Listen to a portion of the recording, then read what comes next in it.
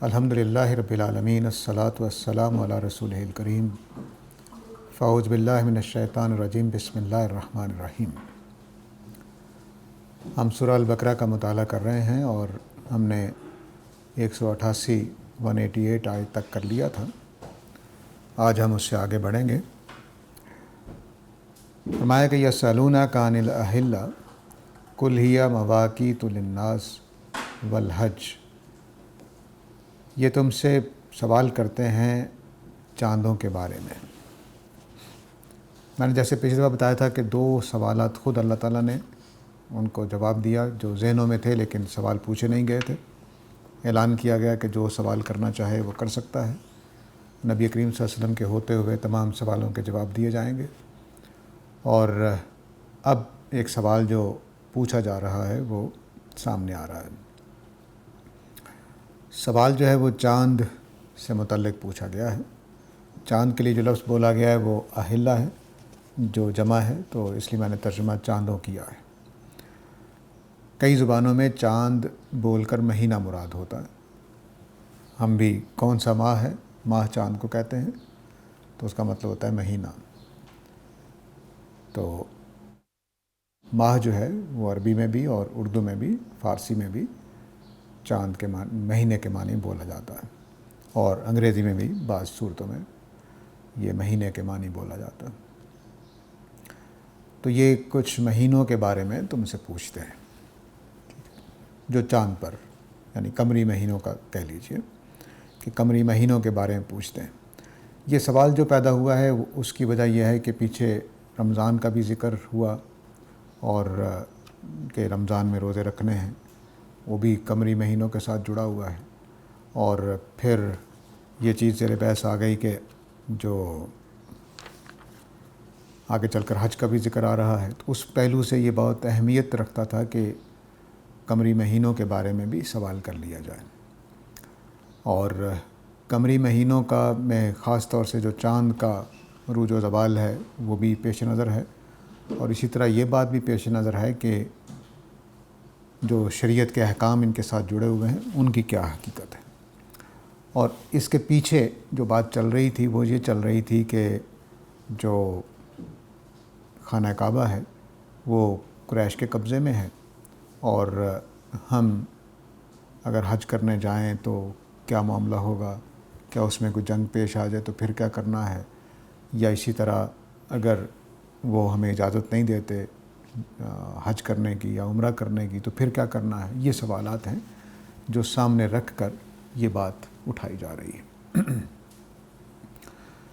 تو یوں سمجھ لیجئے کہ آگے واضح ہوگا کہ سوال کیا کیا تھے۔ کوئی ایک سوال نہیں ہے، چاند کے مہینوں سے متعلق 4-5 سوالات ہیں جو آگے زیر بحث آ جائیں گے۔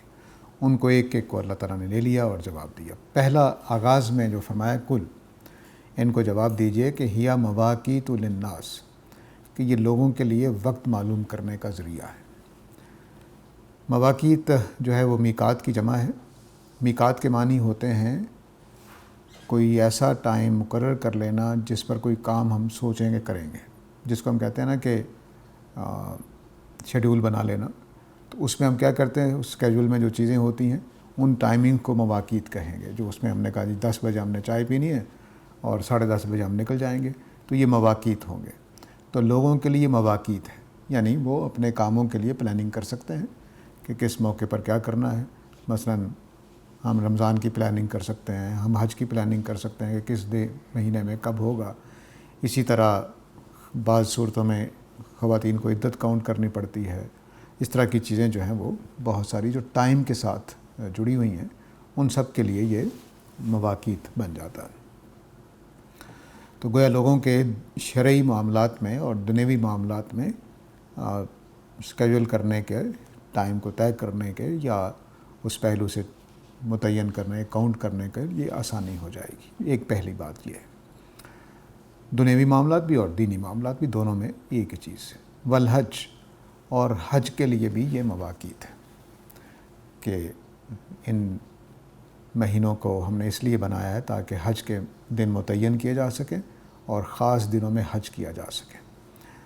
مواقیت جیسے میں نے بتایا کہ ٹائم، مقررہ ٹائم ہوتا ہے، تو حج کے لیے مواقیت بنانا لازم تھا. عمرے کے لیے مواقیت مقرر نہیں کیے گئے. آپ سارے سال میں جب چاہیں عمرہ کر سکتے ہیں, لیکن حج کے لیے ٹائم مقرر کیا گیا کیونکہ پیش نظر یہ تھا غالباً کہ تمام دنیا کے لوگوں کو اکٹھا کرنا ہے. تو اب اس پہلو سے بھی پلاننگ ہوگی. لوگ پہلے سے تیاری کر لیتے ہیں کہ بھی حج پہ جانا ہے, وہ پورا ٹائم اس میں نکال رہے ہوتے ہیں. درخواستیں آج کل ہمارے یہاں جمع ہو رہی ہوتی ہیں, سفر کی تیاریاں ہو رہی ہوتی ہیں, وہ سارا کچھ اس میں آ جائے گا. اب جب حج کا ذکر ہوا تو حج کے پہلو سے کچھ چیزیں زیر بحث آ گئیں اور ان کو پہلے لے لیا ہے. عربوں نے ایک بدعت ایجاد کر رکھی تھی غیر قریشیوں کے لیے. قریشی ایسا نہیں کرتے تھے, لیکن غیر قریشیوں کے لیے یہ بدعت. عربوں کے جو قریش ہیں یہ خانہ کعبہ کے سمجھ لیجئے کہ مجاور ہیں, متولی ہیں, نگران ہیں, کسٹوڈین ہیں. تو یہ کیا کرتے تھے کہ اپنے لیے کچھ نرمیاں کر لی ہوئی تھی انہوں نے قوانین کے اندر, اور مثلاً آگے نہیں جانا عرفات سے حج کے دنوں میں, اور منی تک نہیں جاتے تھے. اسی طرح جو کپڑوں کے بارے میں اپنے بارے میں نرمی تھی, لیکن دوسروں کے لیے تھا کہ کتان کا کپڑا پہنیں گے تو پھر کر سکتے ہیں, ورنہ بغیر لباس کے آپ طواف کریں. اس طرح کی سختیاں. اسی طرح کی یہ سختی بھی انہوں نے کی ہوئی تھی کہ جو غیر قریشی ہیں وہ حج کے دنوں میں اگر انہوں نے حج کی نیت کر لی ہے یا احرام باندھ دیا ہے تو وہ اپنے گھروں میں جو ان کا اصل دروازہ ہے اس سے نہیں آئیں گے, بلکہ اگر خیمہ ہے تو اس کے پیچھے سے کوئی راستہ بنائیں گے, اور اگر گھر ہے پکی اینٹوں کا یا کچی اینٹوں کا بنا ہوا تو اس میں راستہ بنا کر اس میں سے آئیں گے. یہ گویا عبادت کے اندر جیسے ہم غلو کر لیتے ہیں بعض چیزوں میں کہ شریعت میں نرمی ہوتی ہے, لیکن ہم کوئی سخت ایسی چیز بنا لیتے ہیں کہ بھئی اس طرح سے ہونا چاہیے. ایسا ہی غالباً کچھ تقوی کی علامت کے طور پر انہوں نے اس کو سخت کر لیا ہوا تھا. زیادہ تر مفسرین نے اس معنی میں لیا ہے کہ یہ احرام کی حالت میں حاجی ایسا کرتے تھے, اور یہ بھی فرق نہیں بتایا کہ قریشی کرتے تھے یا دوسرے لوگ کرتے تھے, لیکن میری تحقیقات کے مطابق قریش ایسا نہیں کرتے تھے, اور باقی جو مثلاً انصار جو مدینہ کے لوگ ہیں وہ جب آئیں گے تو وہ ایسا کریں گے, یا دوسری قومیں جو تھی جو غیر قریشی ہیں وہ ایسا کرتی تھیں. اور دوسرا یہ کہ احرام کی حالت میں جہاں یہ بات آئی ہے وہاں احرام سے زیادہ لگتا ہے کہ حرام مہینوں میں وہ ایسا کرتے تھے جس موقع پر یہ بات آ گئی ہے. تو لیکن بہرحال میرے پاس تاریخی طور پر کوئی ثبوت نہیں ہے, لیکن سیاق و سباق بتا رہا ہے کہ حرام مہینوں کے اندر یعنی حج کے جو 3 مہینے تھے ان کے اندر یہ پابندی وہ کرتے کہ آدمی نے حج کا عزم کر لیا, ابھی احرام نہیں باندھا, لیکن اب وہ اس نے پابندیاں شروع کر دی ہیں. جیسے ہم قربانی کرنی ہوتی ہے تو ناخن وغیرہ تراشنے میں رک جاتے ہیں, اس طرح کی کوئی چیز ان کے ہاں جاری ہو گئی ہوئی تھی جو بالکل بدعت تھی. اللہ تعالیٰ نے اس کو ختم کر دیا یہاں پر. تو فرمایا کہ یہ چاند کے مہینوں کے بارے میں پوچھتے ہیں تو ان سے کہہ دو کہ یہ لوگوں کے لیے اپنے کاموں کے لیے وقت طے کرنے کے طریقے ہیں کا ذریعہ ہیں, اور حج کا وقت طے کرنے کا بھی ذریعہ ہے. اور فرمایا کہ یہ نیکی نہیں ہے کہ تم گھروں کے پیچھے سے آؤ, بلکہ نیکی یہ ہے کہ نیکی اس کی نیکی ہے جو تقوی اختیار کرتا ہے, اور تم اپنے گھروں کے دروازوں ہی سے آیا کرو, اللہ سے ڈرتے رہو تاکہ تم فلاح پاؤ. یہ اب اللہ تعالیٰ نے اس بدعت کی اصلاح کر دی کہ یہ کوئی نیکی نہیں ہے کہ تم حج کے دنوں میں اس طرح سے معاملہ کرو. اب یہ جملہ بظاہر اکھڑا ہوا لگتا ہے کہ یہ کیا بات ہو رہی ہے جس میں یہ بات آ گئی ہے. اصل میں یہ تقوی کے ساتھ جڑا ہوا ہے. یہ جب ٹائم ہے جب یہ سورہ اتر رہی ہے تو اس ٹائم پہ مسلمانوں کے اوپر مکہ میں بہت ظلم ڈھائے جا رہے تھے. خود جو ہجرت کر کے مدینہ میں تشریف لائے صحابہ وہ بھی اسی وجہ سے آئے تھے کہ ان کے ساتھ پرسیکیوشن کا عمل ہو رہا تھا. تو اس کو قرآن بھی فتنہ کہتا ہے. فتنے کا عمل جاری تھا, یعنی مذہب کی وجہ سے ستایا جانا کہ وہ واپس اپنے آباء و اجداد کے مذہب پر آ جائے, یہ کام بڑی شدت سے جاری تھا. تو اب اللہ تعالیٰ کہہ رہے ہیں کہ یہ اس طرح کی شریعت کے فتوے تو بڑے دیتے ہیں کہ دروازے سے نہیں آنا اور گھر کے دیوار توڑ کر آئیں یا خیمے کے پیچھے سے آئیں. اس طرح کے فتوے تو بڑے دیتے ہیں اور نیک بنتے ہیں, لیکن نیکی یہ نہیں ہے کہ ایک طرف تو تم ایمان کی وجہ سے لوگوں کے اوپر ظلم کر رہے ہو اور دوسری طرف تم چھوٹی چھوٹی باتوں میں نیکی کے افسانے بتاتے ہو. تو نیکی یہ نہیں ہے کہ تم پیچھے آپ سیدھے دروازے سے آیا کرو بس، لیکن نیکی اس کی ہے جو من اتقا، جو تقوی اختیار کرتا ہے۔ تو یہاں اصل میں پرسیکیوشن کے پس منظر میں یہ بات آ رہی ہے، تو جو تقوی اختیار کرے گا وہ اس کی نیکی ہوگی۔ اب اس کو دونوں پہلوؤں سے دیکھ لیں کہ نیکی ظاہری رسومات کا نام نہیں ہے، جیسے ہم نے بھی، ہماری امت میں بھی یہ بات آ چکی ہے کہ ہم جو ظاہری رسومات ہیں ان کو نیکی سمجھتے ہیں۔ ظاہری رسومات نیکی نہیں ہوتی، کہ مثلا ہم نے نماز پڑھنی ہے تو ہمارے ہاں دیکھیے کہ نماز پہ سب سے زیادہ زور کیا ہوتا ہے کہ تم نے ہاتھ کیسے باندھنے ہیں، آمین کیسے کہنی ہے، رفع دین کرنا ہے کہ نہیں کرنا، پائنچے تمہارے شلوار کہاں پہ ٹکنے، پائنچے کہاں ہوں گے، اور دونوں پاؤں کے درمیان فاصلہ کتنا ہے، ہاتھوں کی انگلیاں کیسی ہونی چاہیے، یہ ساری چیزیں سختی کی جاتی ہے۔ لیکن اس بارے میں کوئی سختی نہیں ہوتی کہ خشوع کے ساتھ نماز پڑھنی ہے، تقوی کے ساتھ نماز پڑھنی ہے، خدا کو جواب دہی کے لیے نماز پڑھنی ہے، شکر کے لیے، اس پر کوئی بات نہیں ہوتی۔ ایسا ہی ان کے ہاں بھی ہو چکا ہوا تھا کہ نیکی اگر اختیار کرنی ہے، حاجی، مجھے اعتکاف کرنے والے یاد آ جاتے ہیں کہ اگر آپ خاص طور سے جو بریلویوں کی مساجد ہیں تو اس میں اگر آپ اعتکاف کرنے والوں کو جا کر دیکھیں تو انہوں نے منہ چھپایا ہوتا ہے، یعنی وہ بالکل ڈھانپا ہوتا ہے تاکہ کوئی پہچان نہ سکے۔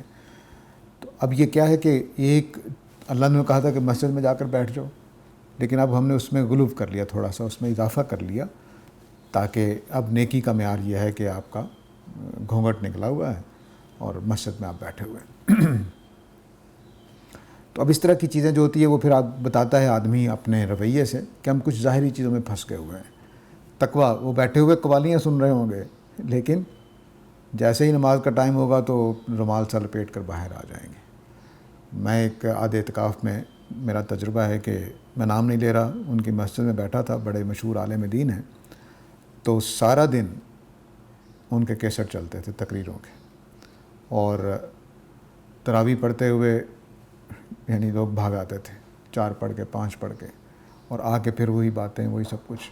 لیکن اس طرح کی ظاہری چیزیں بہت زیادہ نمایاں تھیں کہ آپ نے رومال باندھا ہوا ہے، چھپ کے رکھا ہوا ہے اپنے آپ کو، کسی کے سامنے نہیں آ رہے، یہ ساری چیزیں ہو رہی ہوتی تھیں۔ تو تقوی جب ہوتا ہے تو تقوی ان ظاہری چیزوں میں نہیں پھنستا، بلکہ وہ حقیقی طور پر جو چیزیں جاری ہوتی ہیں ان کے اوپر رہتا ہے۔ ایک تو پہلو میں نے بیان کر دیا کہ یہ تقوی دراصل قریش مکہ کی ان ساری خرابیوں کو پیش نظر رکھتے ہوئے جو مسلمانوں کے ساتھ کر رہے تھے اس کے طرف جوڑا ہے۔ دوسری بات جو واضح ہو رہی ہے وہ یہ کہ تقوی یہ نہیں ہے کہ ہم اپنی من پسند شریعت بنائیں، تقوی یہ نہیں ہے۔ تقوی یہ ہے کہ جو شریعت اللہ نے رکھی ہے اس کو اپنائیں۔ یہ بھی اس سے واضح ہو رہا ہے کہ ہم نے، یعنی ایک آدمی ہو سکتا ہے جاہلی دور میں نبی صلی اللہ علیہ وسلم سے پہلے واقعتاً لوگ یہی سمجھتے ہوں کہ دروازے کے پیچھے سے جانا ہی، گھر کے پیچھے سے جانا ہی گھر میں داخل ہونا، وہ یا دیوار پھلانگتے تھے یا کوئی دیوار توڑ کر راستہ بناتے تھے۔ خیمہ ہوتا تو آسانی ہوتی تھی کہ وہ پیچھے سے کپڑا چیرا آپ نے اور چلے گئے اندر، لیکن یہ سب کچھ کرتے تھے اور اس کو نیکی سمجھتے تھے اپنے لحاظ سے۔ تو اللہ تعالیٰ نے بتایا کہ نہیں، نیکی وہ ہوتی ہے جو میری شریعت کے مطابق ہو۔ تو تم دروازوں کے صحیح آؤ گھروں میں، لیکن تقوی اختیار کرو۔ تو نیکی کا، تقوی کا معیار گویا تقوی آپ 2 قسم کا کر لیجئے۔ ایک تقوی یہ ہے کہ میں نے خدا خوفی کے ساتھ زندگی گزارنی ہے، نیکی پر رہنا ہے، نیکی کو نہیں چھوڑنا، برائی سے بچنا ہے، ایک تقوی یہ ہے۔ دوسرا تقوی یہ ہے کہ میں نے ٹھیک اصل دین کو اپنانا ہے، یہ بھی تقوی ہے۔ تو ہمارے ملک میں اس تقوی کی سب سے زیادہ کمی ہے کہ ہم بدعت کے رسیاں ہیں، اور ایسی چیزوں کی جس کا کوئی ثبوت نہیں ہے قرآن و سنت میں، اس کو ہم اپناتے ہیں۔ تو کرنے کا کام دراصل یہ تھا کہ ہم اصل شریعت، اصل دین کو اپنائیں، یہ بھی تقوی ہے۔ تو اب تقوی کے 3 پہلو ہیں جو یہاں پر شیڈ اکٹھے ہیں۔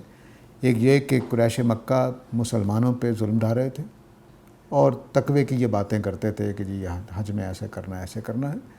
دوسرے تقوی کا پہلو یہ ہے کہ یہاں پر جو بدعت کے حوالے سے بات آئی ہے کہ شریعت کو اختیار کرنا تقوی ہے، اور شریعت کو اختیار، غلط شریعت کو اپنا لینا یہ تقوی کے خلاف۔ اور تیسرا تقوی یہ ہے کہ خدا خوفی اندر آدمی کے اندر، خدا ترسی ہو، وہ اللہ کی خاطر چیزیں کرنے والا ہو۔ تو اب ایک آدمی متقی نہیں ہو سکتا کہ ایک طرف تو وہ ظلم ڈھا رہا ہے لوگوں پر اور نماز پڑھ رہا ہے، یہ متقی نہیں ہو سکتا، یہ دو چیزیں اکٹھی نہیں ہو سکتی۔ نبی کریم صلی اللہ علیہ وسلم نے بہت ساری چیزوں کے ساتھ یہ جملہ بولا ہے کہ ایک ہی دل میں گالی دینا اور ایمان اکٹھا نہیں ہو سکتا، ایک ہی دل میں ایمان اور جھوٹ اکٹھا نہیں ہو سکتا۔ تو یہ کیسے ہو سکتا ہے کہ ایک آدمی متقی ہو اور وہ ظلم ڈھا رہا ہو، وہ قتل کر رہا ہو، وہ اذیت دے رہا ہو؟ یہ ممکن کیسے ہے؟ تو یہ تقوی کا جو یہاں مضمر ہے بات، وہ یہاں پر یہ پیش نظر ہے کہ ادھر مکہ پہ قبضہ ہے، خانہ کعبہ پہ قریش کا، اور مسلمانوں کو حج کرنے کی اجازت نہیں ہے، اور ادھر جو مکہ میں مسلمان ہیں ان کے اوپر ظلم ہو رہا ہے، اور مدینہ میں جو مسلمان ہیں ان کو حج کی اجازت نہیں ہے۔ تو یہ تقوی کیسا تقوی ہے؟ ایک طرف اتنی پابندی ہے کہ گھر کے دروازے سے اندر نہیں آنا۔ اب اس کی وجہ کیا ہے کہ کیوں گھر کے اندر نہیں آتے تھے؟ میں نے جیسے میرے خیال میں یہ غلوب ہے، لیکن بعض مفسرین نے یہ بھی کہا ہے کہ وہ سمجھتے تھے کہ گناہ کے ساتھ جن دروازوں سے گناہ کے ساتھ اندر آتے جاتے تھے اب ادھر سے نہ آئے جائیں۔ لیکن بہرحال یہ قیاس ہے، دونوں کے دونوں قیاسات ہیں، اس سے زیادہ کوئی بات ہمارے سامنے موجود نہیں ہے۔ تو بدعت ختم کر دی کہ اب دروازوں سے آؤ اپنے گھروں کے، واتقوا اللہ، اور اللہ سے ڈرتے رہو۔ اصل چیز یہ ہے، تقوی کی حقیقت یہی ہے کہ اللہ سے ڈرتے رہیں۔ اصل میں اللہ سے ڈرتے رہیں کا مطلب ہے کہ اللہ کی پرواہ کر کے زندگی گزاریں، اللہ کے لحاظ سے زندگی گزاریں، اللہ کی خاطر زندگی گزاریں۔ تقوی کے معنی یہ ہے، اتقوا اللہ کا مطلب یہی ہے کہ اللہ سے بچیں، اللہ کے بارے میں بے پرواہ ہو کر نہ رہیں، یہ اس کے معنی ہوتے ہیں۔ اب اگر ہم اللہ کے بارے میں بے پرواہ ہو جائیں تو اس کا مطلب ہے کہ ہم نے جھوٹ سچ میں کوئی تمیز نہیں، نیکی بدی میں کوئی تمیز نہیں، شریعت اور بدعت میں کوئی تمیز نہیں، بس جو دل چاہتا ہے کرتے رہتے ہیں۔ لعلکم تفلحون، تاکہ تم فلاح پاؤ۔ فلاح ہمارے اس طرح کی آیتوں کو بڑا لوگ غلط استعمال کر لیتے ہیں۔ مثلا واتقوا اللہ لعلکم تفلحون، یہ اس معنی میں بھی استعمال کر لی جاتی ہے آیت کہ تم تقوی اختیار کرو، اللہ تعالیٰ تمہارے جو دنیوی پروگرام ہیں ان میں کامیابی دے گا، تمہارے مشن کامیاب ہو جائیں گے، تمہارے کاروبار چل پڑیں گے، تمہاری جو پلاننگ کر رکھی ہے تم نے ترقی کرنے کی وہ کامیاب ہو جائے گی۔ یہ اس طرح سے نہیں ہے، یہ آیت آخرت کے پہلو سے ہے کہ اللہ کا تقوی اختیار کرو تاکہ تم قیامت والے دن کامیاب ہو جاؤ۔ اللہ تعالیٰ نے نیکیوں کے ساتھ کسی دنیوی کامیابی کو مشروط نہیں کیا۔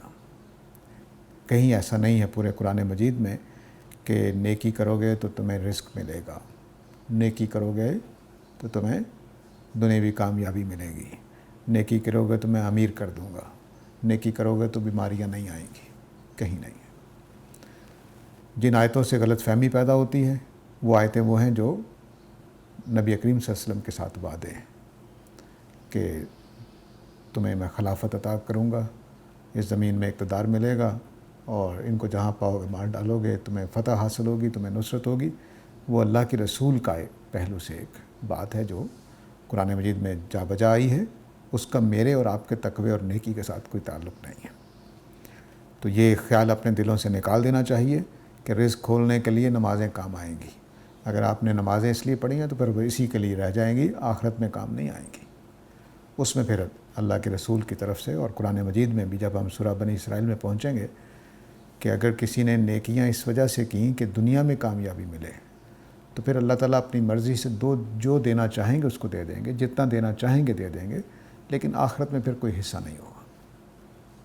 یہ سورہ بنی اسرائیل میں اللہ نے بیان کر دیا ہے کہ جس نے دنیا کی خاطر نیکیاں کیں اس کو دنیا میں جو اللہ چاہت دیں گے وہ دیں گے، اس کی مرضی کا نہیں دیں گے۔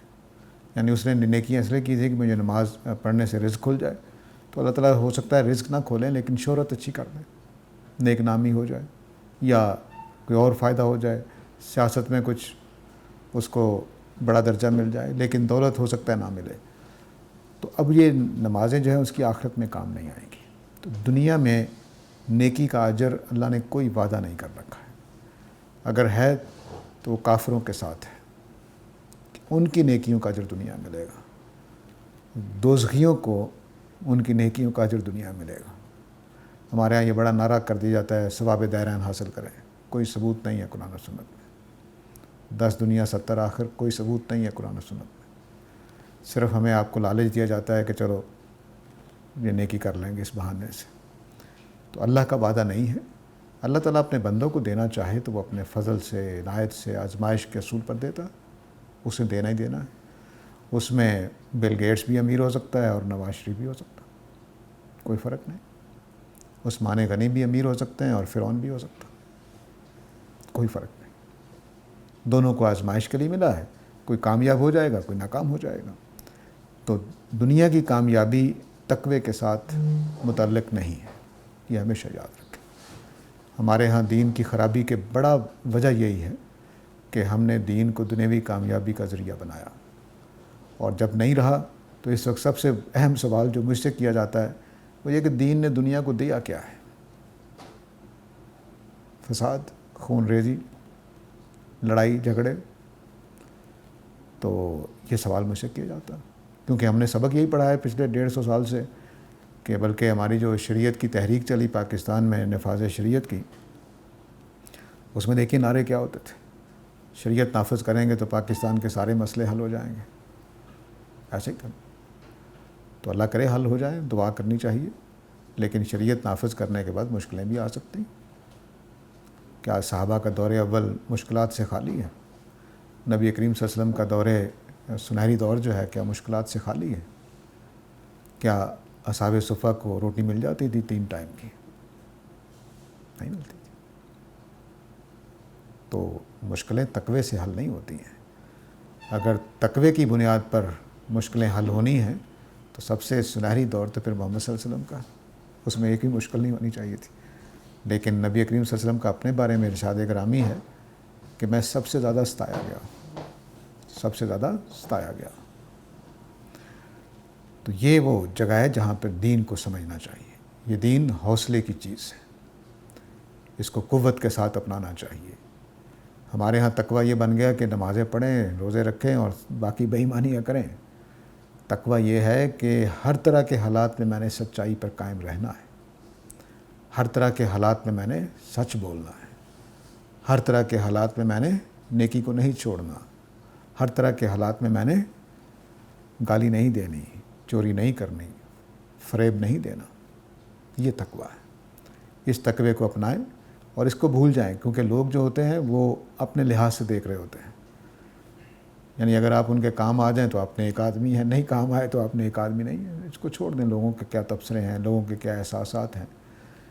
ہمیں یہ دیکھنا ہے کہ میرے خیال میں سچائی کیا ہے، اس کے ساتھ کھڑے ہو جائیں، اس کے بعد گردن کٹ جائیں۔ دنیا میں فائدہ کوئی ہوگا تو وہ تو رسولوں کو بھی نہیں ہوا۔ تو ہمارا تقویٰ کس قابل ہے کہ وہ دنیا میں کچھ کامیابیاں دے جائیں؟ تو اپنی نیکیوں کو بچانا چاہیے، آخرت میں کام آئیں گی۔ تو واتقوا اللہ لعلکم تفلحون، اس آیت کا کوئی تعلق دنیا سے نہیں ہے، آخرت سے۔ آگے جو سوال اٹھا تھا چاند مہینوں کے حوالے سے، ان کے پہلو سے ایک بدعت زیر بحث آ گئی تھی، اور اب آگے جس پہلو سے سوال اٹھا تھا وہ حج کے حوالے سے تھا، اور حج کرنے کے لیے جانا پڑنا تھا مکہ۔ مکہ جاتے تو کافروں، قریش مکہ کی جو دشمنی چل رہی تھی ابھی تک سورہ البقرہ کے نازل ہونے تک، اس کا واضح مطلب تھا کہ اگر ہم حج کے لیے جائیں گے، عمرے کے لیے جائیں گے تو لڑائی کریں گے، راستہ روکیں گے۔ تو اس لیے اب سوال تھا کہ کیا کرنا ہے۔ تو اللہ تعالیٰ اجازت دے رہے ہیں جنگ کرنے کی انہی مہینوں میں جن میں جنگ منع ہے۔ جن مہینوں میں جنگ منع تھی، حرام مہینوں میں، حرام مہینے میں پہلے ہی بتا چکا ہوں، پیچھے بات گزر چکی ہے کہ ایک رجب کا مہینہ حرام مہینہ تھا جس میں عمرہ کیا جاتا تھا عام طور سے۔ اس مہینے میں عمرہ کرنے والوں کی وجہ سے کوئی جنگ نہیں ہوتی تھی، کوئی غارت گری نہیں ہوتی تھی، کوئی قتل نہیں ہوتا تھا، بالکل امن ہوتا تھا اس علاقے میں، پورے عرب میں، جیسے کہ جنگ بندی کا اعلان ہو گیا ہو۔ اسی طرح 3 مہینے حج کے لیے تھے، ذوالقعدہ اور ذی الحج اور محرم کا۔ یہ 1 مہینہ آنے کے لیے، 1 مہینہ واپس جانے کے لیے، اور حج کے مہینے میں حاجیوں کے لیے وہاں ٹھہرنے کے لیے۔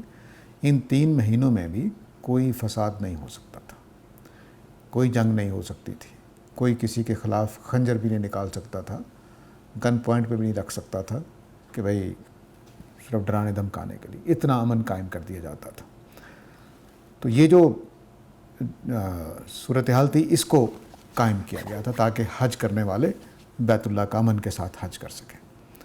اب جب آدمی حج کرنے جائے یا عمرہ کرنے جائے گا تو وہ تو قریش مکہ ہیں، مارنے کا امکان ہے کہ وہ مار ڈالیں لوگوں کو، تو کہا گیا کہ تمہیں اجازت ہے۔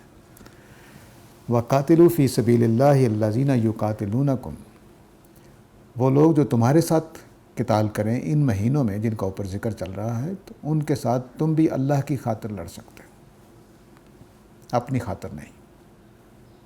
یعنی میں جو جنگ کی اجازت دے رہا ہوں تو اپنی خاطر نہیں، اللہ کی خاطر لڑ سکتے ہو، ٹھیک ہے، حرام مہینوں کے اندر۔ حرام مہینوں کا ذکر چونکہ پیچھے ہو چکا ہے اس لیے اس کے ساتھ ہی چلا آ رہا ہے، یہاں ذکر کرنے کی بار بار ضرورت نہیں ہے۔ عربوں کو جو کلام کرنے کا طریقہ ہے اس میں بار بار چیزیں دہرانا مخاطب کے لیے ذلت کا باعث ہوتا ہے کہ آپ بار بار کیوں بات دہرا رہے ہیں، سمجھ آ رہی ہے، چلتے جائیں، بات کرتے جائیں۔ تو فرمایا کہ اللہ کی راہ میں لڑو ان لوگوں سے جو تم سے قتال کریں ان مہینوں میں جن کا ذکر چل رہا ہے، ٹھیک ہے، حج کے دنوں میں کہہ لیجیے۔ تو حج کے دنوں میں اگر وہ تم سے، یا رجب کے مہینے میں، عمرے کے دنوں میں تم سے وہ اگر قتال کریں تو تم ان سے قتال کر سکتے ہو۔ تو یہ حکم بمعنی اجازت ہے۔ اگر اس کو حکم بمعنی حکم لے لیں تو بڑے مسئلے پیدا ہو جائیں گے، اس لیے بمعنی اجازت ہے۔ حکم کے جو صیغے ہیں وہ ہماری ہر زبان میں استعمال ہوتا ہے کہ وہ اجازت کے معنی میں آ جاتے ہیں۔ ویسے قرآن مجید میں ہے کہ جب حج کر لو تو فاصطادوا، تو شکار کرو، یعنی اب تم شکار کر سکتے ہو۔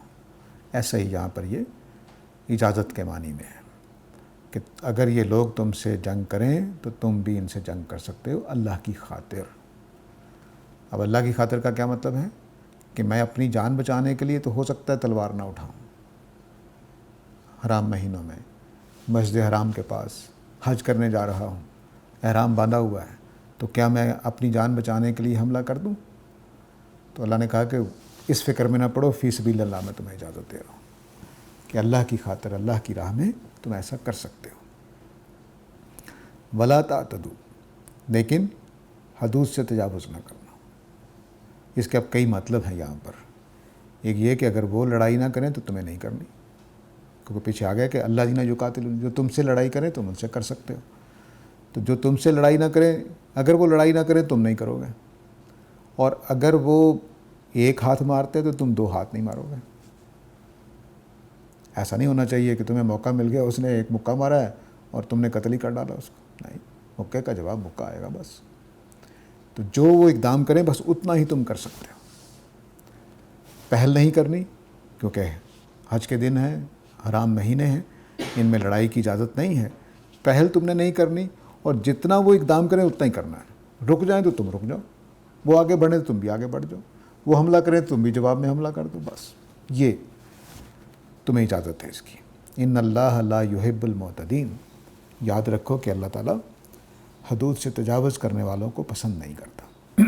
یہ بہت اہم بات ہے کہ جنگ کے موقعوں پر بھی اللہ تعالیٰ اس اصول کو پسند نہیں کرتے کہ جنگ میں ہر چیز جائز ہے، یہ پسند نہیں کرتے۔ تو جنگ کے اندر یہ تو ہوتا ہے کہ نبی کریم صلی اللہ علیہ وسلم نے فرمایا کہ الحرب خدا، کہ جنگ میں ہر چیز کھول کر نہیں بتائی جاتی، کچھ باتیں چھپا کر کی جاتی ہیں۔ جیسے بدر کے موقع پر بظاہر لگ رہا تھا کہ قافلے کی طرف جا رہے ہیں لیکن جا بدر کی طرف رہے تھے، تو منافقین کو بھی اس وقت پتہ چلا کہ آپ کا ارادہ بدر میں جانے کا ہے، نہ کہ قافلے کی طرف، جب راستہ جدا کرنا مجبوری تھی۔ یعنی ایک راستہ قافلے کی طرف جاتا ہی نہیں ہے، جب وہ بدر کی طرف مڑے تب منافقین کو اندازہ ہوا کہ اوہو، لیکن تاثر ایسا ہی رکھا گیا کہ قافلہ آ رہا ہے اور لشکر بھی آ رہا ہے۔ تو جو افواہ پھیلی آپ نے اس کی وضاحت نہیں کی، افواہ دشمنوں نے پھیلائی کہ قافلہ لوٹنے جا رہے ہیں، یہ قریش کی افواہ تھی۔ نبی صلی اللہ علیہ وسلم نے اس کی تردید نہیں کی، کوئی اعلان نہیں کیا کہ نہیں ہم کون ہوتے ہیں قافلہ لوٹنے والے، اسلامی تعلیمات کے خلاف ہے کہ قافلہ لوٹا جائے۔ اس کو جاری رکھا جہاں تک کہ وہ موڑ آ گیا جس موڑ پہ بدر پہ طرف موڑنا تھا یا سمندر کے کنارے قافلے کی طرف جانا تھا، تو اس کو بتایا نہیں گیا۔ یہ تو کام کیا جا سکتا ہے کہ آپ نے اپنے پلاننگ نہیں بتائی، آپ نے اپنا اس طرح، لیکن دھوکہ دینا، حدود سے تجاوز کر دینا، ظلم کرنا، یہ اسلام کی روح سے ناجائز ہے۔ تو جنگ میں ہر چیز جائز نہیں ہوتی، چھپانا تو جائز ہے، لیکن دھوکہ دینا، حدود سے تجاوز کرنا، جنگی جرائم کرنا، یہ اسلام میں منع ہے۔ تو اتنے اہم موقع پر بھی دیکھیے کہ اللہ تعالیٰ کہہ رہے ہیں کہ تمہیں اجازت ہے جنگ کرنے کی، تم اللہ کے راستے میں جنگ کرو گے ان لوگوں سے جو تمہارے ساتھ قتال کرتے ہیں، البتہ حدود سے تجاوز نہیں کرو گے، کوئی بھی ظلم، زیادتی، تعدی نہیں کرو گے، جتنا وہ کریں، کیونکہ تم نے بھی احرام باندھا ہوگا، حج کا مہینہ کا احترام ہوگا، تو بس جتنا اقدام وہ کریں تم بھی اتنا ہی کرو گے، اور پہل ہرگز نہیں کرو گے کہ ان کو دیکھ کر کے تو گھوڑے آ گئے ہیں 2 تلواریں لے کر تو تم پہلے ہی تیر چلانا شروع کر دو، نہیں، جب وہ حملہ کریں گے تب، ہو سکتا ہے صرف بات کرنے آیا ہو۔ تو یاد رکھو کہ اللہ تعالیٰ معتدین کو پسند نہیں کرتا۔ یہ پوری امت کے لیے اس وقت بہت ہی وحید کی بات ہے کہ ہم جتنے حدود سے تجاوز کرنے والے ہو گئے ہوئے ہیں تو سارے ہی سارے اللہ کے ناپسندیدہ لوگ ہیں۔ ان اللہ لا یحب المعتدین، اللہ تعالیٰ حدود سے تجاوز کرنے والوں کو، ہم جو جتنی بھی قومیں ہیں اسلام مسلمانوں کی، وہ ساری کی ساری جس طرح کی حرکتیں کرتی ہے وہ ہمارے سامنے ہیں، یعنی قومیں قوموں کو دھوکہ دیتی ہیں، اوپر سے ہم کچھ ہوتے ہیں، نیچے سے کچھ ہوتے ہیں، کہیں امن کے معاہدے ہو رہے ہوتے ہیں اور ساتھ ہی ادھر حملے ہو رہے ہوتے ہیں، یہ قومیں کرتی ہیں، اسلام اس کو پسند نہیں کرتا۔ اور صحابہ نے اس کی شاندار تاریخ رقم کی، اور بعد میں بھی کافی دیر تک ہم ان اصولوں پر قائم رہے کہ ہم میدان جنگ میں بھی، حضرت علی کا مشہور واقعہ ہے کہ لڑ رہے تھے تو جو سامنے وہ گر گیا، تلوار مارنے لگے تھے، اس نے تھوک دیا، تو آپ نے تلوار واپس کر لی کہ اب میرا اپنا بدلہ ہو جائے گا، میں تو اللہ کے لڑ رہا ہوں، نہیں مارا اس کو۔ یہ جو چیز ہے، یہ لا یحب المعتدین کی اتنی شاندار عمل ہے، اس کے اوپر اس طرح کے بے شمار واقعات صحابہ کے ہاں میں ملتے ہیں، بعد میں بھی امت کے ہاں۔ ایسا نہیں ہوا کہ فوراً خرابی آ گئی، بڑے عرصے تک ہم ان اصولوں پر چلتے رہے ہیں۔ ہم وہ قوم ہیں کہ جس نے عورتوں کے ریپ نہیں کیے، ہم وہ قوم ہے جس نے فصلیں نہیں جلائیں، ہم تباہ نہیں کی، ہم وہ قوم ہے کہ جس نے دوسروں کے جانور نہیں قبضے میں کیے، دوسروں کے علاقے قبضے میں نہیں کیے۔ یہ صرف اسلام کا اعزاز رہا ہے۔ اب اگرچہ جو ہمارے مغربی لوگ مورخین ہیں وہ اس پہلو کو اپنے ساتھ جوڑتے ہیں، حالانکہ صرف ہندوستان کی تاریخ اٹھا کر دیکھ لیں تو یہاں سے سونے کی جہاز بھر بھر کر گئے ہیں، دھوکے ہوئے ہیں، خریداریاں کی گئی ہیں لوگوں کی، میر جعفر اور میر صادق خریدے گئے ہیں۔ اسلام میں یہ چیز تھی نہیں، بالکل نہیں تھی۔ یہاں جاسوسی ہوتی تھی، بالکل ہو سکتی ہے، وہ آج بھی ہو سکتی ہے، اس کو ساری دنیا ناجائز نہیں مانتی۔ تو اب یہ جو قانون، جو سوال اٹھا تھا کہ حرام مہینوں میں کیا کرنا ہے اگر ہم حج کے لیے جاتے ہیں یا عمرے کے لیے جاتے ہیں، تو ان کی کیا حیثیت ہے، بتا دیا کہ تم جا سکتے ہو، اور اگر تم سے وہ لڑیں تو تم بھی ان سے لڑ سکتے ہو، لیکن تم نے پہل نہیں کرنی، تم نے حدود سے تجاوز نہیں کرنا۔ وَاقْتُلُوهُمْ حَيْثُ ثَقِفْتُمُوهُمْ، اب اس کا دوسرا پہلو بھی ہے۔ ایک حرام مہینوں میں جنگ ہے، اور دوسرا اس علاقے میں جنگ ہے جس علاقے میں جنگ حرام کی گئی ہے۔ دو چیزیں نا، ایک یعنی حرام مہینوں میں پاکستان میں جنگ منع نہیں ہے، حرام مہینوں میں عرب کے علاقے میں جنگ منع ہے، ٹھیک ہے؟ تو اب حیث ثقفتموہم یعنی پورے عرب کا جو میقات ہے، جہاں پہ میقات بمعنی وہ جنگ کے لیے منع کیا گیا ایریا ہے، اس ایریے میں جہاں پاؤ تم ان کو ساتھ لڑائی کر سکتے ہو۔ فطری سی بات ہے کہ آپ نے یہ تو اجازت دے دی کہ بھئی حرام مہینوں میں لڑائی ہو سکتی ہے، تو کہاں؟ اگر دنیا ساری کی ساری دنیا حرام مہینوں میں ساری دنیا میں جنگ بندی کر دے تو یہ بھی بڑی اچھی بات ہے، لیکن بہرحال جو اصل دین تھا اس میں حج اور عمرے کے لحاظ سے ایسا کیا گیا تھا، اس کو مرکز مانتے ہوئے، اس کو پیش نظر رکھتے ہوئے۔ تو اس اعتبار سے اب اس سرزمین میں بھی اجازت دے دی گئی اور ان دنوں میں بھی اجازت دے دی گئی کہ جن دنوں میں جنگ منع ہے ان میں جنگ کر سکتے ہو، اور جن جگہوں پہ جنگ منع ہے ان جگہوں پر بھی کر سکتے ہو، اس شرط پر کہ وہ تم سے جنگ کرنے پہ آ جائیں۔ اگر وہ جنگ کرنے نہیں آئے تو پھر تمہیں اجازت نہیں ہے۔ تو یہ جو جملہ ہے وَاقْتُلُوهُمْ حَيْثُ ثُقِفْتُمْ، تو جہاں بھی تم ان کو پاؤ حملہ کرتے ہوئے تو ان کو تم قتل کر سکتے ہو۔ اب یہاں قتل کی اجازت دے دی ہے۔ ایک ہے کہ جنگ کرنا اور قتل نہیں کرنا، ایک ہے جنگ کرنا اور قتل بھی کر سکنا، یہ دونوں کی اجازت دے دی گئی۔ اگر خالی وَقَاتِلُوا ہوتا تو قتل کرنے کی اجازت نہیں ہے، بس ہیلے بہانے سے لڑتے لڑتے ان کو باندھ لینا ہے، ان کو غلام بنا لینا ہے، اس کی اجازت رہ جاتی، قتل کرنے کی اجازت نہ ہوتی۔ اس لیے اس حکم کو دہرایا ہے کہ جہاں بھی پاؤ ان کو قتل کر سکتے ہو، اس سرزمین میں جہاں منع ہے، ان دنوں میں جب جنگ منع ہے جنگ کر سکتے ہو۔ وَأَخْرِجُوهُم مِّنْ حَيْثُ أَخْرَجُوكُمْ، اور جہاں سے انہوں نے تمہیں نکالا ہے وہاں سے ان کو نکال سکتے ہو۔ یعنی یہ اشارہ ہے فتح مکہ کی طرف کہ فتح مکہ کے بعد قریش کو یہاں سے جو کافر تھے ان کو نکلنا پڑا، تو اس تک بات کو لے گئے اللہ تعالیٰ کہ میں اجازت دے رہا ہوں تمہیں ان مہینوں میں جنگ کرنے کی، اس علاقے میں جنگ کرنے کی، اور صرف جنگ کرنے کی نہیں، ان کی جان لینے کی بھی اجازت دے رہا ہوں، اور جس علاقے میں جس وقت بھی یہ پائے جائیں تم ان کے خلاف قتل کا اقدام کر سکتے ہو، اس شرط پر کہ وہ جنگ کرنے پہ آ جائیں، اور ان کو جہاں سے انہوں نے تمہیں نکالا ہے وہاں سے نکال بھی سکتے ہو۔ اس کا مطلب کیا ہے کہ کسی کو اپنے علاقے سے نکالنا جائز نہیں ہے سوائے اس کے کہ اللہ تعالیٰ اجازت دے دیں، یہ اس قانون کا لازم مطلب ہے۔ اور اس کو بیان بھی کیا، پیچھے ہم پڑھ چکے ہیں کہ اللہ تعالیٰ نے یہود پہ لازم کیا تھا کہ اپنے لوگوں کو گھروں سے نہیں نکالیں گے، تو وہ نہ صرف یہ نکالتے تھے بلکہ وہ فراڈ کر کے پھر فدیہ دے کر بچا بھی لاتے تھے۔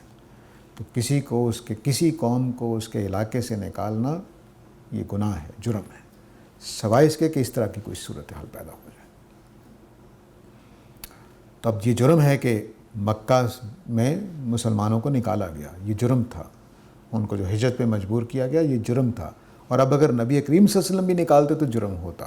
تو فرمایا کہ نہیں، کیونکہ انہوں نے خود تمہیں نکالا ہے اس لیے تم بھی نکال سکتے ہو۔ انہوں نے حرام مہینوں کی خلاف ورزی کرنی ہے تو تم بھی کر سکتے ہو، انہوں نے سرزمین حرم کی خلاف ورزی کرنی ہے تو تم بھی کر سکتے ہو۔ یہ اجازت اس شرط کے ساتھ دی کہ یہ انہوں نے کر دیا ہے، اس لیے نکالنے کا عمل بھی ان کے نکالنے کی وجہ سے جائز ہوا، ورنہ نکالنے کا عمل جائز نہیں ہے۔ تو فرمایا کہ تم ان کے ساتھ ان کو قتل کر سکتے ہو جہاں بھی پاؤ، وقت کے اعتبار سے، علاقے کے اعتبار سے۔ وَأَخْرِجُوهُم مِّنْ حَيْثُ أَخْرَجُوكُمْ، اور ان کو نکال بھی سکتے ہو جہاں سے انہوں نے تمہیں نکالا ہے، یعنی اب تم بھی اس قابل ہو جاؤ گے کہ تم ان کو مجبور کر دو کہ اپنا علاقہ چھوڑ کر چلے جائیں۔ وَالْفِتْنَةُ أَشَدُّ مِنَ الْقَتْلِ، جو پرسیکیوشن ہے، فتنہ ہے۔ فتنہ جو ہے یہ عربی زبان میں فساد کے معنی میں آتا ہے، آزمائش کے معنی میں آتا ہے۔ تو آزمائش ہم بھی اس فتنے کے معنی بولتے ہیں۔ آج کل بڑی آزمائش آئی ہوئی جی، کاروبار ہی بند پڑا ہوا ہے، بڑی آزمائش آئی ہوئی جی، بچے سارے بیمار ہوئے ہوئے، تو یہ ہم اس طرح کی مشکلات کے لیے فتنے کا آزمائش کا لفظ بولتے ہیں۔ ایسے ہی عرب مشکلات کے لیے فتنے کا لفظ بول لیتے تھے کہ یعنی مسلمانوں کو ستایا جا رہا تھا، گالم گلوچ ہو رہی تھی، اذیت دی جا رہی تھی، گھر سے نکالا جا رہا تھا، یہ سب کچھ فتنہ ہے۔ ایمان کی خاطر جو کچھ ہو رہا تھا اس کو اللہ تعالیٰ نے یہاں فتنہ کہا ہے کہ مسلمانوں کو ستائے جانے کے جتنے بھی راستے ہتھ کنڈے، آگے چل کے صورتوں میں پتہ چلتا ہے کہ آگ میں جلایا گیا ہے بعض لوگوں کو۔ حضرت بلال کا مشہور واقعہ ہے کس طرح سے ان کو تپتی ریت پر لٹایا جاتا تھا، بڑے بڑے پتھر ان کے اوپر رکھ دی جاتے تھے۔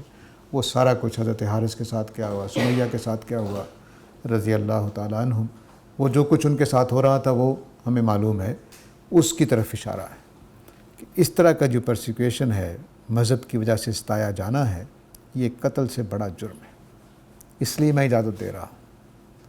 الفتنۃ اشد من القتل، کہ جو اس طرح ظلم اذیت ہو رہا ہے اس سے آسان ہے یہ کام کہ مجرم کو مار دیا جائے، یعنی کہ ہر کسی کو مار دینا فتنے کے مقابلے میں، تو جو فتنہ برپا کر رہے ہیں ان کو مار دینا فتنے سے چھوٹا جرم ہے۔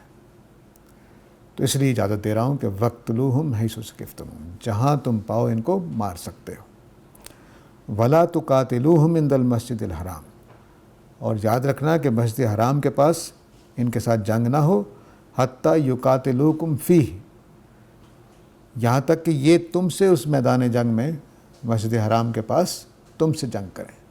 تو اب جو بات اوپر پوشیدہ تھی وہ واضح ہو گئی ہے کہ مسجد حرام کے پاس جنگ کرنا منع ہے، حرام مہینوں میں جنگ کرنا منع ہے، ان دونوں کی اجازت دے دی گئی اس شرط پر کہ وہ تم سے جنگ کریں، اس شرط پر کہ وہ تمہیں مارنے آ جائیں، اس شرط پر کہ وہ تمہیں نکال دیں۔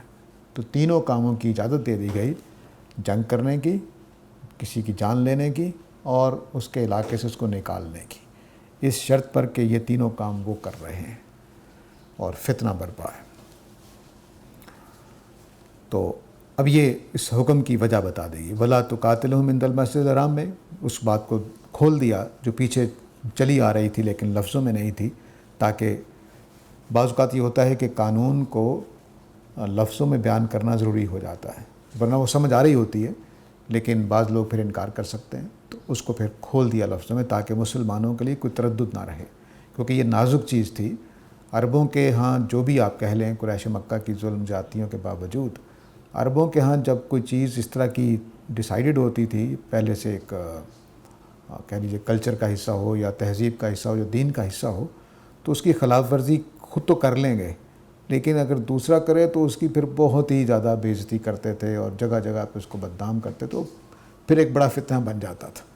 یہ ہمارے ہاں بھی ہوتا ہے کہ اگر ہم کوئی بات کریں دوسرے کر لیں، اب خود جتنا چاہے میں کروں گا تو مصیبت پڑ جائے گی۔ تو یہ جو قوموں کا مزاج ہوتا ہے وہ وہاں پر بھی موجود تھا، تو اس لیے مسلمانوں کے دل میں یہ تھا کہ ہم ایسا کریں کہ نہ کریں، عند اللہ کیا ہوگا اور عند الناس کیا ہوگا، دونوں ڈر تھے۔ تو اللہ تعالیٰ نے واضح کر دیا کہ فی سبیل اللہ تم جا سکتے ہو، اپنے خاطر نہیں، اللہ کے راستے میں اللہ کی خاطر تم یہ اقدامات کر سکتے ہو کہ تم ان سے جنگ کر سکتے ہو، حرام مہینوں میں ان سے جنگ کر سکتے ہو عند المسجد الحرام، اور ان کو قتل بھی کر سکتے ہو اگر یہ قتل کرنے پہ آ جاتے ہیں، البتہ اگر یہ نہ کریں تو تم حدود سے تجاوز نہیں کرو گے۔ فَإِن قَاتَلُوكُمْ فَاقْتُلُوهُمْ، اگر یہ تم سے جنگ کریں، اب دیکھیے دونوں کو اکٹھا کر دیا، دونوں حکموں کو، اگر یہ تم سے جنگ کریں فَاقْتُلُوهُمْ تو ان کو قتل کر سکتے ہو۔ قتل کرنا اصل مسئلہ ہے، جنگ تو خالی کوئی چیز نہیں ہے، جنگ میں قتل ہو رہے ہوتے لوگ، تو اس بات کو اکٹھا کر دیا کہ اگر یہ تم سے جنگ کرنے آئے تو تم ان کو مار سکتے ہو۔ فَاقْتُلُوهُمْ كَذَلِكَ جَزَاءُ الْكَافِرِينَ، کافروں کی یہی جزا ہے، ان کو ایسی ہی سزا ملنی چاہیے۔ تو یہ جو موضوع چل رہا تھا وہ تقریباً ایک پہلو سے مکمل ہو گیا ہے۔ فرمایا فَإِنْ انْتَهُوا، اور اگر یہ باز آ جائیں تو فَإِنَّ اللَّهَ غَفُورٌ رَحِيمٌ، تو اللہ تعالیٰ مغفرت فرمانے والا مہربان ہے۔ اب یہ اتنے سخت حکم کے بعد ایک توقع ہے خدا تعالیٰ کو کہ قریش مکہ شاید اس فتنے سے باز آ جائیں، کفر سے باز آ جائیں، اس کے لیے ایک بشارت کا جملہ بیچ میں رکھ دیا ہے تاکہ جن کا حوصلہ بن رہا ہے وہ آگے بڑھیں اور یہ حوصلہ کر لیں کہ کفر چھوڑ دیں اور ایمان لیں، کفر چھوڑ دیں، فتنہ چھوڑ دیں اور امن قائم کر دیں۔ تو دونوں کی طرف دعوت دے دی کہ اگر یہ قریش مکہ باز آ جاتے ہیں، ایمان لے آتے ہیں، فتنہ چھوڑ دیتے ہیں، تو پھر اللہ تعالیٰ غفور الرحیم ہے، پچھلے جو گناہ ہیں، پچھلی جو انہوں نے حرکتیں کی ہیں اس کو معاف کر دیں گے۔ تو یہاں روک لیتے ہیں، آگے مضمون یہی چل رہا ہے لیکن ایک پہلو سے مکمل ہو گیا ہے، تو انشاءاللہ اگلی دفعہ باقی جو رہ گیا ہے۔ اب میں سوالات کے لیے حاضر ہوں۔ وآخر دعوانا ان الحمد للہ رب العالمین۔